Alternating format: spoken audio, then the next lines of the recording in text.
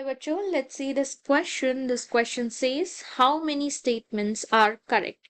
इसके अंदर जितने करेक्ट स्टेटमेंट है वो आपको बताने हैं. ए, इन सम cereals such as rice and wheat, pollen grain lose viability within 30 minutes of their release. B, the body of ovule fused with funicle in the region called chalazel. The basal bulb part of pistil is ovary. D, synergids have special cellular thickening and microfilar tip called filiform apparatus. So the key concept for this question is, first one is viability of pollen grain. Viability मतलब वो कितने देर तक जी सकता है, कितनी देर तक usable है. So viability किसके ऊपर डिपेंड होती है? तो viability डिपेंड होती है टेम्परेचर और इसके ऊपर, ह्यूमिडिटी के ऊपर. Viability of pollen grain is depend on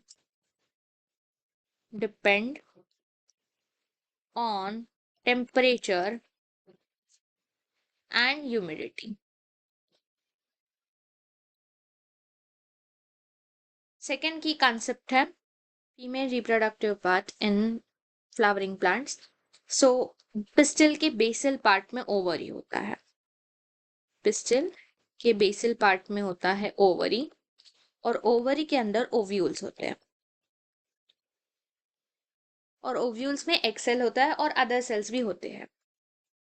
ovules के अंदर egg cell होता है. So first viability of pollen दिया गया है कि in some rice and wheat में पोलन ग्रेन जो है lose viability within 30 minutes. So इसके ऊपर डिपेंड करता है ह्यूमिडिटी और टेम्परेचर. सो स्पेसिफिकली राइस और व्हीट जहाँ ग्रो होते हैं वहाँ ह्यूमिडिटी ज्यादा होती है. So it affects on it और उस वजह से जो भी फैमिली पोएसिया के बिलोंग करते हैं, जैसे कि cereals, rice, wheat, their all viability is 30 minute. उनके पॉलन की वायबिलिटी 30 मिनट की होती है after release.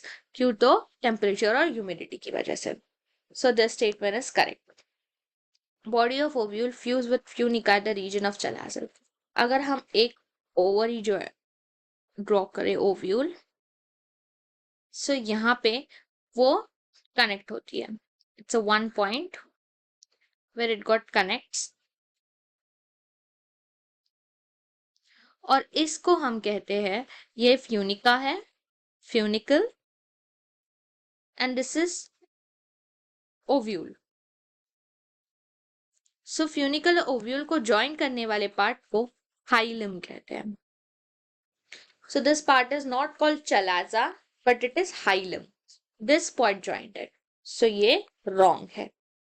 Basal bulk part of pistil is ovary. So हाँ, पिस्टल का बेसल पार्ट जो होता है बेसल में होता है और बल्क होता है, इसीलिए थोड़ा मोटा होता है, इसीलिए इसे ओवर कहते हैं. ये स्टेटमेंट भी करेक्ट है. Synergids have special cellular thickening called microfilar tip filiform apparatus. ये जो टिप होती है इसे माइक्रोफाइलर टिप कहते हैं. माइक्रोफाइलर टिप में, इसी टिप में फिलीफॉर्म apparatus होते हैं. यहाँ एक एक्सेल होता है एंड दो सिनर्जिड्स यहाँ, और यहाँ फिलीफॉर्म apparatus करके होते हैं. सो फिलीफॉर्म apparatus एक्चुअली क्या करते हैं? Direct male gamete. सिनर्जिड्स में वो मेल गैमीट को डायरेक्ट करते हैं. तो फिलीफॉर्म apparatus ये सिनर्जिड्स में होता है. स्पेशल थिकनिंग सेलुलर स्ट्रक्चर है ये इन सिनर्जिड्स जो नीचे होती है माइक्रोफाइलर एंड को, और ये डायरेक्ट करते हैं पोलन मेल गैमीट को एग में जाने के लिए. सो ये वाली स्टेटमेंट भी सही है, माइक्रोफाइलर टिप पे होता है. सो यहाँ पे करेक्ट स्टेटमेंट कितनी है पूछी गई है, तो यहाँ 1, 2 and 3 correct statement है. 3.